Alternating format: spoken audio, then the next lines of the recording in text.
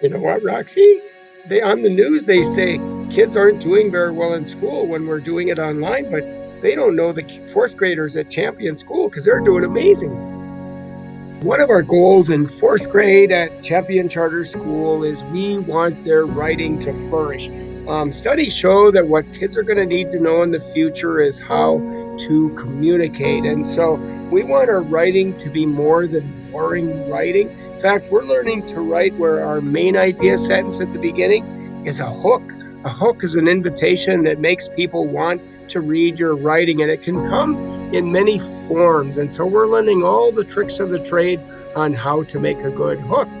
But we also want that main idea hook to be supported by a flood of evidence. And we want that evidence to be in a logical fashion where it makes total logical sense.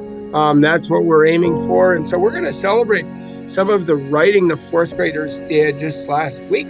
So we were reading an article in ReadWorks. And so their writing assignment was to compare Thanksgiving back then to now. And so Anthony titled his The Thanksgiving Differences, and his hook was, have you ever had seafood for Thanksgiving and no potatoes?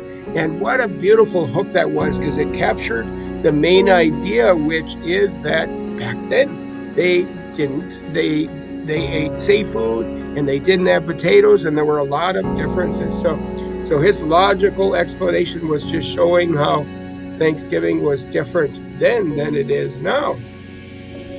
And so he ended with a good main idea. There would be differences from our Thanksgiving and the Thanksgiving before. So that was cool. Here's another good hook. Hooks a lot of times come in the form of a question, because questions make the reader wonder, and so if you can make the reader wonder before they read what you've written, you've already, captured them. And so here's this person's, have you ever wondered how Thanksgiving has changed over the years? What a good hook. But listen to the next sentence, which ties in with that one. Well, do you have seafood at Thanksgiving? Probably not. But the Pilgrims and the Native Americans did. So what an amazing three-sentence hook, which brought us to the evidence of, the Thanksgiving people, the Pilgrims back then, had a different Thanksgiving than we do. And so that happened to be Aiden. And so, and he says, and we probably think they had potatoes, but no, they didn't have potatoes, and they didn't have pumpkin pie either. She has just a gorgeous logical explanation the whole way through. And then at the end, he has this beautiful main idea sentence at the end. So take it from me. You do not want to go back in time 400 years ago to the first Thanksgiving. That was just roaring good, Aiden. That was just beautiful. So here's Virginia. So her hook is kind of humor. Humor is another good hook. And so her title is Gorgeous Thanksgiving Celebration History. And she says, have you ever known what a silly turkey looks like back then? Well, try this.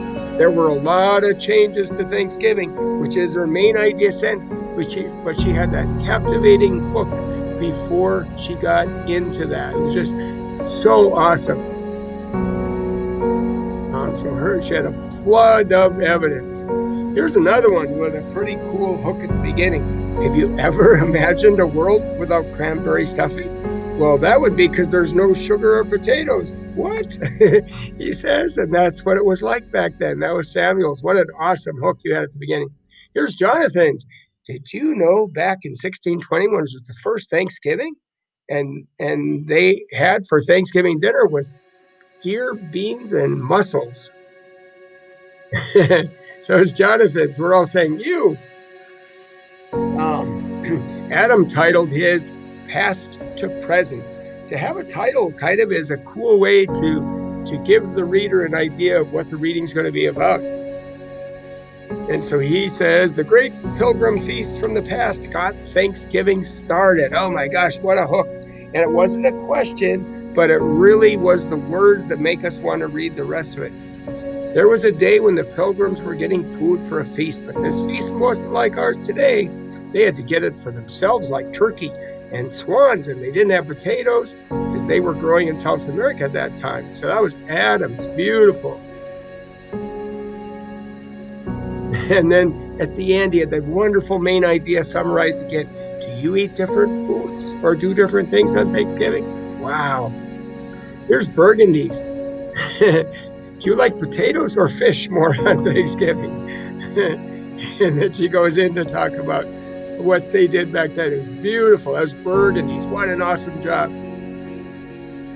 This one is, have you heard the 1621 history? Well, I have. First Thanksgiving was not like we have today, and I can tell you why. It just flows. That's beautiful. So this one's titled How Thanksgiving Started. Have you ever compared Thanksgiving now to the first Thanksgiving? Well, say thank you to the Pilgrims and the Wampanoags. And so she's talking about the Wampanoags bringing deer. And that was Jasmine's. Beautiful. Here's Mia. Have you ever thought of Thanksgiving back then? Well, Thanksgiving never had potatoes or sugar. That's probably crazy for you, but it isn't for me. And they had deer and seafood. And she goes on, and then ends it with the summary. It was sad they didn't have good food. That's so funny. Everything is relative, isn't it? Here's Isabella. What an awesome book this is. Just listen to this. It's almost Thanksgiving. You think Thanksgiving's changed? Oh my gosh, that is so roaring good, Isabella. What an amazing book. It makes the reader just want to read it, and it just pulls the reader right into it. Here's Bailey's. Was Thanksgiving ever the same? And then she's talking about how it has changed. That was awesome beginning, Bailey. And this one has the title, How Has Thanksgiving Changed? Did you know back then Thanksgiving was a lot different? Trust me, it was. Then she goes on to explain. And so, boy, the power of a question, to be a good hook that makes the reader want to read it. And so that's what fourth graders are learning. So Romel had more of a traditional hook, or a traditional main idea. Thanksgiving today had food like turkey, pumpkin pie, cranberry sauce, mashed potatoes, and stuffing.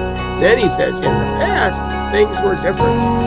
And so he goes on and on. So that works too. So, boy, hats off to the fourth graders because they are pulling off a really good year with all of their reading and all of their writing as well. And the more they write, the better they get. So it's so important every day to come and to follow those little techniques that we're talking about. So salute to the awesome fourth graders.